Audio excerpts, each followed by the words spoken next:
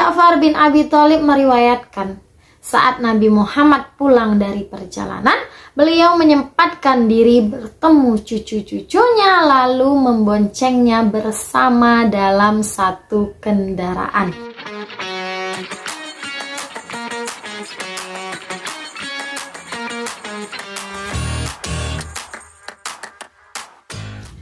Halo, assalamualaikum. Kembali lagi bersama Ayu Hardianti. Hari ini kita bakalan bahas tentang cucu Nabi Muhammad Sallallahu Alaihi Wasallam. Pertama-tama, kisah ini sumbernya berasal dari internet. Jadi mohon maaf jika ada kesalahan nama, gelar, tempat, dan lain sebagainya. Terima kasih juga yang sudah menonton video ini sampai habis. Dan yang juga subscribe, like, komen, dan bahkan membagikan video ini. Langsung saja kita masuk ke ceritanya. Selamat menyaksikan. Setiap keturunan cucu Nabi Muhammad berasal dari ayahnya. Namun khusus untuk keturunan Fatimah bersambung kepada Rasulullah sebagai keturunan Nabi Muhammad. Dalam sebuah hadis disebutkan bahwa Rasulullah bersabda, setiap anak yang dilahirkan ibunya bernasab kepada ayahnya, kecuali anak-anak dari Fatimah. Akulah wali mereka, akulah nasab mereka, dan akulah ayah mereka. Hadis riwayat Ahmad. Sebutan atau gelar Habib di kalangan Arab Indonesia dinisbatkan secara khusus keturunan Nabi Muhammad melalui Fatimah Az-Zahra dan Ali bin Abi Thalib. Nabi Muhammad memiliki 11 istri dan 7 orang anak. Nama-nama anak tersebut adalah Qasim, Zainab, Ruqayyah, Ummi Kalsum, Fatimah Az-Zahra, Abdullah, dan Ibrahim. Dari Zainab, Nabi Muhammad memiliki seorang cucu perempuan bernama Ummamah binti Abu Al-Aus. Dari Ruqayyah, beliau memiliki cucu bernama Abdullah bin Umar. Dari Fatimah Az-Zahra lahirlah 5 orang cucu, yaitu Hasan, Husain, Muhsin, Zainab, dan Ummi Kulthum. Berikut ini adalah riwayat lengkap cucu-cucu Nabi Muhammad. Pertama, Ummamah binti Abu Al-As. Ummamah binti Abu Al-As merupakan putri Zainab binti Muhammad dengan Abu Al-As. Adapun Zainab sendiri merupakan putri tertua Nabi Muhammad dari istri pertama, Khadijah binti Khuwailid. Lahir pada kehidupan Nabi, Ummamah tumbuh di tengah-tengah keluarga yang mulia dan penuh kasih sayang. Berdasarkan sebuah riwayat, Ummamah merupakan cucu yang suka digendong oleh Nabi Muhammad, dan Nabi juga tidak segan untuk membawanya dalam berbagai kesempatan.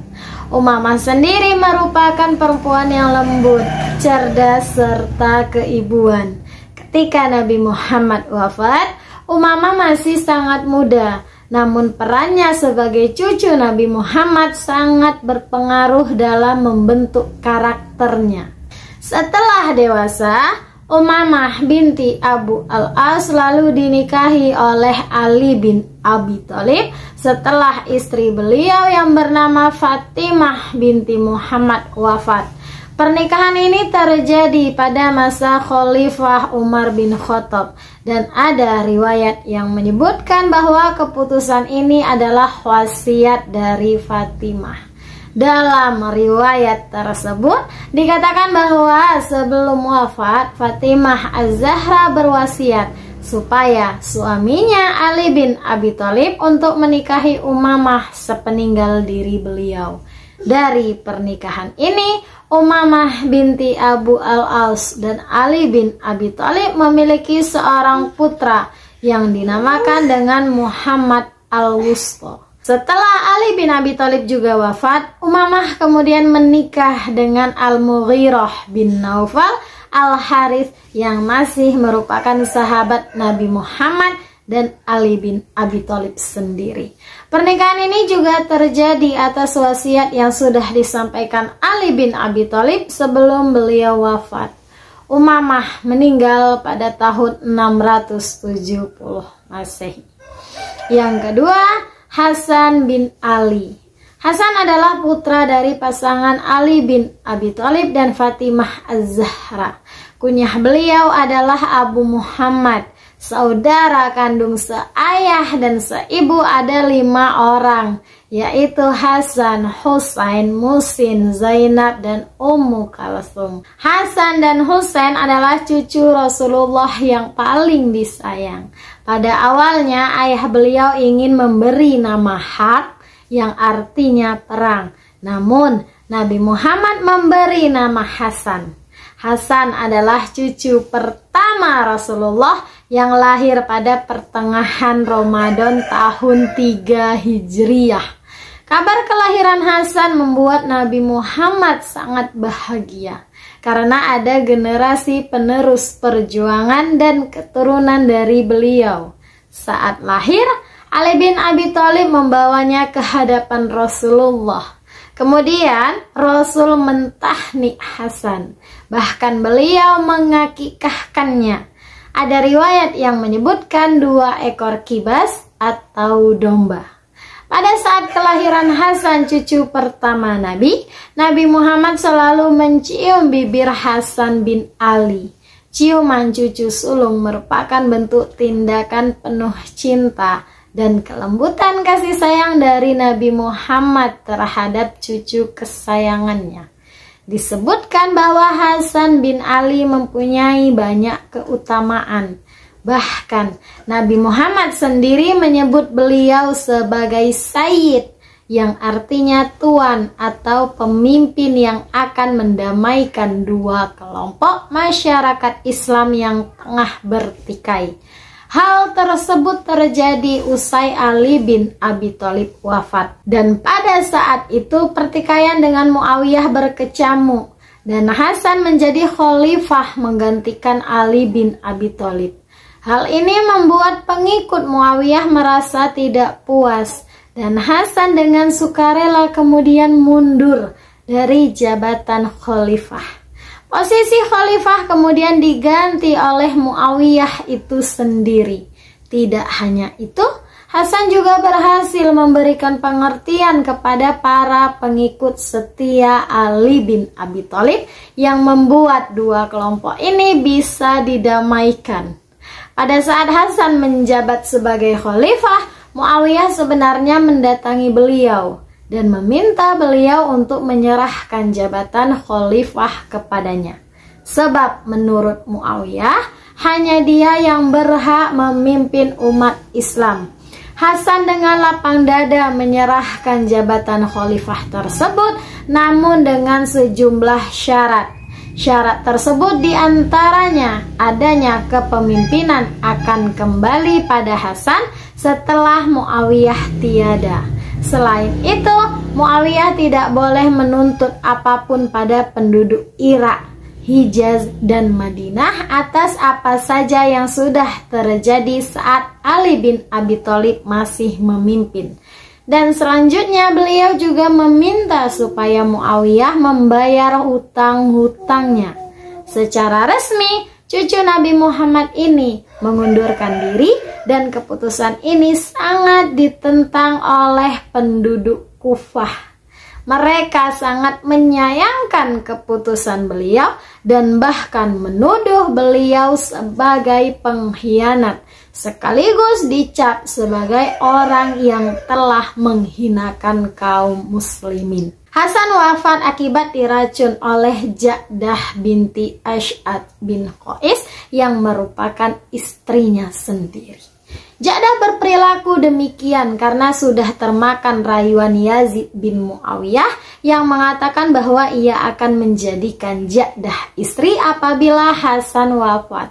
Ja'dah meletakkan racun mematikan dalam makanan yang akan dikonsumsi oleh Hasan. Melihat saudaranya yang sakit, Husain mendesak Hasan supaya memberitahu perihal orang yang telah tega melakukan hal keji itu kepada beliau. Akan tetapi Hasan enggan untuk memberitahu saudaranya dan beliau berpesan bahwa setelah beliau wafat, jenazahnya ingin dikuburkan dengan Nabi Muhammad. Sayangnya, gubernur Madinah yang berkuasa pada saat itu melarangnya dan hampir saja terjadi kontak senjata. Pertikaian ini kemudian dilerai oleh Abu Hurairah dan Hasan, pada akhirnya dikuburkan di Baqi. Beliau dikubur berdekatan dengan kuburan sang ibunda, yakni Fatimah binti Muhammad. Yang ketiga, Husain bin Ali.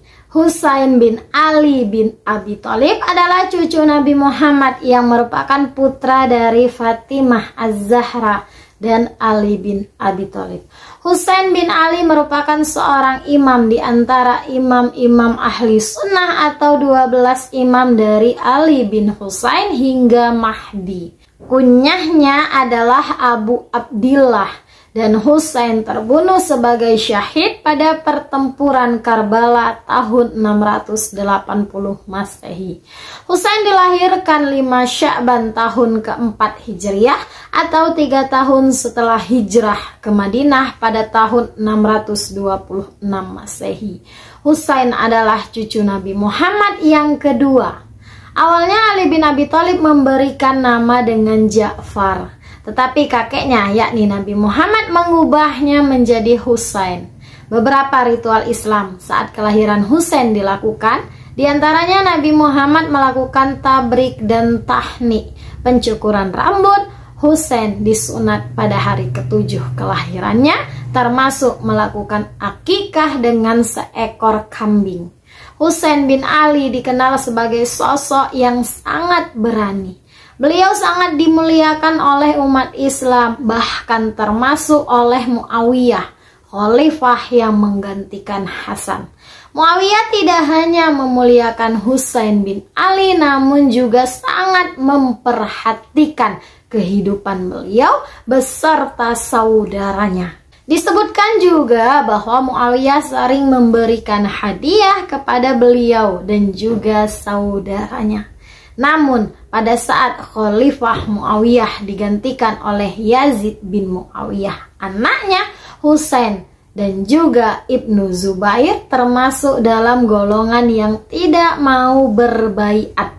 Ia menentang pemerintahan Bani Umayyah yang dipimpin oleh Yazid bin Muawiyah dan melakukan perlawanan terhadap kebijakan-kebijakan yang merugikan umat Islam. Penolakan ini bahkan sudah terjadi saat Yazid ditetapkan sebagai calon pengganti Muawiyah dan Muawiyah sendiri masih belum wafat. Penolakan ini membuat Husain dan Ibnu Zubair keluar dari Madinah dan menuju Mekah. Keduanya kemudian menetap di kota tersebut. Lebih lanjut lagi, penduduk Irak mengirimi beliau banyak surat yang isinya adalah membujuk beliau agar menjadi pemimpin mereka. Bahkan dari sebagian surat tersebut, ada yang menyatakan kegembiraannya karena Muawiyah sudah wafat. Nabi Muhammad sendiri sudah pernah menceritakan perihal Husain yang akan wafat dalam kondisi terbunuh. Husain terbunuh pada hari Asyura dalam pertempuran Karbala. Dan karena alasan ini kaum Syiah juga memanggilnya Sayyidus Syuhada atau penguasa para syuhada. Peristiwa Karbala dianggap sebagai momen penting dalam sejarah Islam dan dijadikan sumber inspirasi oleh banyak orang atas perlawanannya terhadap ketidakadilan dan pengorbanannya untuk mempertahankan nilai-nilai kebenaran. Beliau dianggap sebagai teladan bagi para pemimpin yang berjuang untuk kebenaran dan keadilan. Maka ke-12 hari dari bulan Muharram yang dimulai dengan memperingati hari Asyura dijadikan sebagai momen berkabung oleh umat Islam Syiah. Namun mengenai usia berapa beliau terbunuh, para ulama berselisih pendapat. Ada yang menyebutkan beliau terbunuh pada usia 58 tahun, 60 tahun, 56 tahun, dan 55 tahun. Yang keempat, Zainab binti Ali. Zainab binti Ali adalah anak perempuan dari Khulafaur Rasyidin keempat, Ali bin Abi Thalib, dan cucu dari Nabi Muhammad melalui anaknya Fatimah Az-Zahra. Dalam pandangan Islam, dia merupakan sosok yang hebat. Zainab lahir pada tahun 626 Masehi. Beliau merupakan anak ketiga setelah Hasan dan juga Husain. Zainab binti Ali dikenal sebagai wanita yang berkarakter mulia, punya banyak ide serta menguasai ilmu bahasa. Zainab menikah dengan Abdullah putra Ja'far At-Tayyar pada tahun 17 Hijriah. Dalam sebagian sumber disebutkan bahwa Zainab memiliki 4 putra, yakni Ali, Aun, Abbas, dan Muhammad, dan seorang putri bernama Ummu Kulthum. Aun dan Muhammad syahid dalam tragedi Karbala. Keturunan dari anak-anak Ali ini disebut juga dengan panggilan Zainabiyun. Pernah suatu ketika Nabi Muhammad mendekap Zainab dan beliau menangis. Melihat hal tersebut, Fatimah bertanya, mengapa Nabi Muhammad menangis seperti itu? Nabi menjawab bahwa setelah beliau tiada kelak, Zainab akan mendapatkan musibah yang bermacam-macam.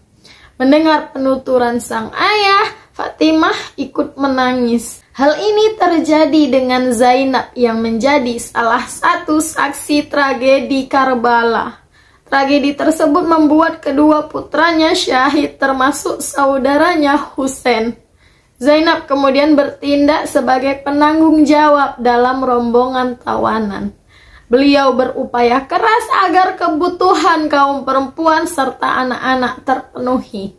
Bahkan beliau turut melindungi keluarga Husain beberapa bulan kemudian pada saat mereka dipenjara oleh dinasti Umayyah. Begitu banyaknya ujian yang dihadapi tidak membuat Zainab marah. Beliau sangat tegar menghadapi ujian-ujian tersebut. Bahkan beliau disebutkan sebagai wanita yang memiliki sisi kesabaran dan juga sisi ketekunan. Zainab wafat pada 15 Rajab tahun 62 Hijriah. Ada 3 pandangan tentang tempat pemakaman Zainab, yakni di Syam, Mesir, dan pemakaman Baqi. Yang kelima, Ummu Kulthum binti Ali. Ummu Kulthum binti Ali yang lahir pada tahun 7 Hijriah adalah putri keempat Ali bin Abi Thalib dengan Fatimah Az-Zahra, putri Nabi Muhammad. Ummu Kulthum adalah seseorang yang pertama kali masuk Islam dari kalangan anak-anak. Beliau memang masih sempat berjumpa dengan Nabi Muhammad. Akan tetapi Nabi Muhammad wafat ketika Ummu Kulthum masih sangat muda.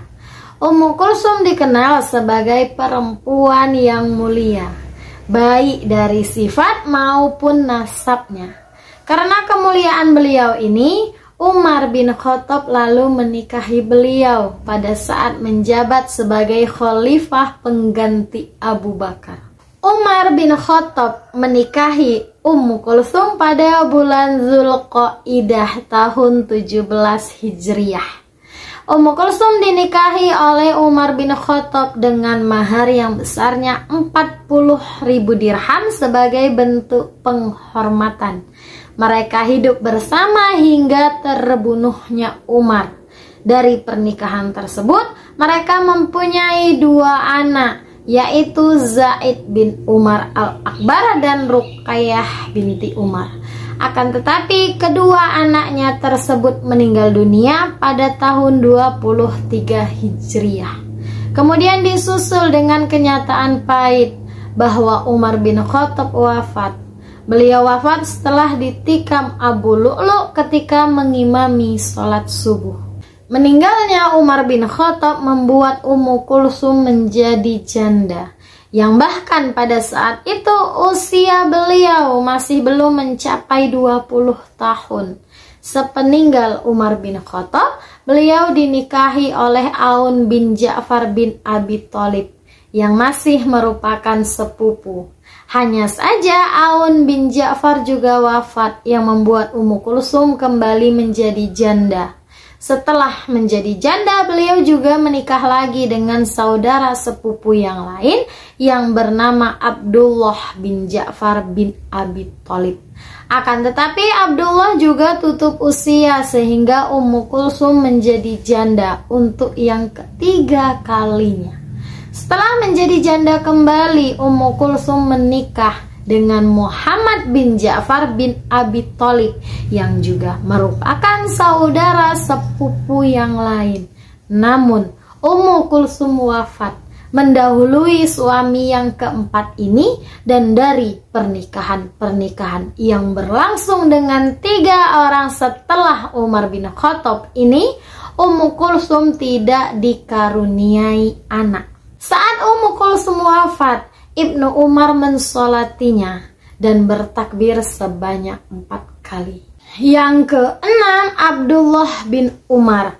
Abdullah bin Umar bin Khattab atau sering disebut Abdullah bin Umar atau Ibnu Umar, lahir pada tahun 612 dan wafat pada tahun 693 atau 696 atau 72 atau 73 Hijriah.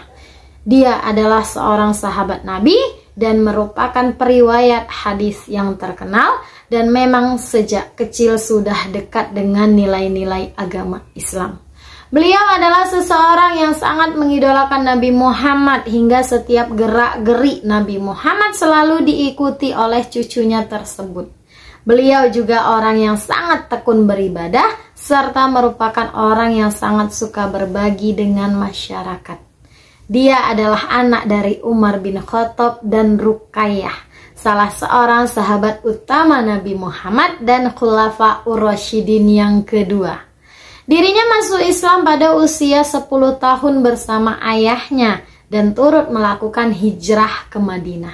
Saat usianya mencapai 13 tahun, Abdullah bin Umar memohon kepada sang ayah agar diizinkan ikut dalam perang Badar. Akan tetapi Nabi Muhammad menolak permohonan tersebut karena usianya yang masih kecil. Sepeninggal Khalifah Utsman bin Affan, namanya disebut akan menjadi khalifah, namun dia menolaknya. Ibnu Umar wafat pada tahun 73 Hijriah atau 692 Masehi dalam usia 84 tahun dan dimakamkan di pemakaman Muhajirin di sebuah daerah yang bernama Fakh. Yang ketujuh atau yang terakhir, Muhsin bin Ali.